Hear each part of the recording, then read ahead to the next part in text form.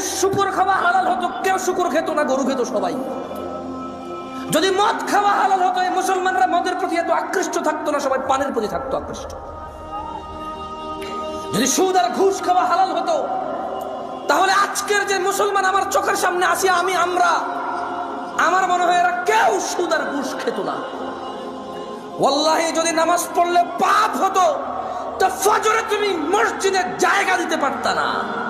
নেশা করে জেলখানা যদি আমার ছেলের আমার ভাই যায়, তখন আমি আইন আদালত কিচ্ছু বুঝি না ভাই, যেমন বের করেন ভাই, ভাই বেল দিয়ে দেন ভাই, জামিন দিয়ে দেন ভাই, আমরা আপনি ভোট দিই ভাই, রাইট? হ্যাঁ, নেশা করে যখন আমার ভাই ব্রাদার হবে, ছেলে হবে, তখন এটা মুক্তি পাওয়ার মতো অপরাধ। রেপিস্ট যখন আমি বা আমার ভাই ব্রাদারের কেউ হবে, তখন এটা ক্ষমাযোগ্য অপরাধ। রেপ যখন আমার পরিবারের কেউ যখন ভুক্তভোগী হবে, তখন আমি বলবো এটা মৃত্যুদণ্ডের অপরাধ। এই হচ্ছে আমাদের মানুষদের চরিত্র।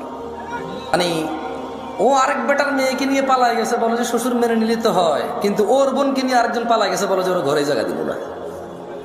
কয়টা? একটা অপরাধ যখন আমার হয়, তখন এটা সহনশীল। একটা অপরাধ যখন আমার সামনের লোকে করে, তখন এটা মৃত্যুদণ্ডের মতো অপরাধ না? গায়ক যখন মোবাইল চুরি হয়, আল্লাহর কাছে চোর হেদায়েত চায়, তো গান বাজনা কি হারাম নাকি? হারাম না? তো নিজের জন্য তো সে চাইলো না, সেও তো হারাম কাজে লিপ্ত। ওপেন প্রকাশ্যে আল্লাহকে মাফ করুক, হেদায়েত দিকে আমিন। অবাক লাগে যখন সিনেমার নায়ক নায়িকারা বলে যে ইনশাআল্লাহ এই সিনেমা চলবে, অনেক বেশি মানুষ দেখবে। আল্লাহ নাকি চাইবে ওর সিনেমা দেখুক। ইনশাআল্লাহ মানে আল্লাহ চাইলে, ইনশাআল্লাহ মানে আল্লাহ যেটা চায় না, এটা তো 1450 বছর আগে বলে দিয়েছে রে ভাই, আমি এটা চাই না। আস্তাগফিরুল্লাহ আযীম, আউযু বিল্লাহি মিনাশ শাইতানির রাজীম।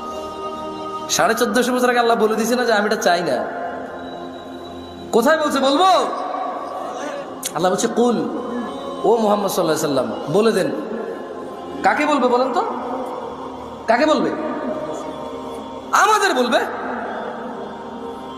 ইন্নামা হাররামা রাব্বিয়াল ফাওয়াহিশ, মুহাম্মদ সাল্লাল্লাহু আলাইহি ওয়াসাল্লাম বলে দিন আপনার উম্মতদের, বলে দিন এই পৃথিবীবাসীকে, ইন্নামা হাররামা রাব্বি, নিশ্চয় আমার প্রতিপালক নিষিদ্ধ করেছে, হারাম করেছে, আল ফাওয়াহিশ, অশ্লীলতাকে, মা যাহারা মিনহা ওয়া মা বাতন, যে নোংরামো প্রকাশ্যে হয় আর যে নোংরামো গোপনে হয়। গান বাজনা কি গোপন হয় না প্রকাশ্যে হয়? গায়ে হলুদ গোপনে না প্রকাশ্যে? গায়ে হলুদ গোপনে না প্রকাশ্যে? এইখানে তাল তোলা, আম তোলা, জাম তোলার যে কর্নারের চায়ের দোকানে যে সিনেমার আইটেম সং লাগায় রাখে, প্রকাশ্যে না গোপনে? ট্যাক্সি ড্রাইভার, সিএনজি চালক একটা ডেস্কের মধ্যে গান বাজনা নাচ লাগায় রাখছে, প্রকাশ্যে না গোপনে?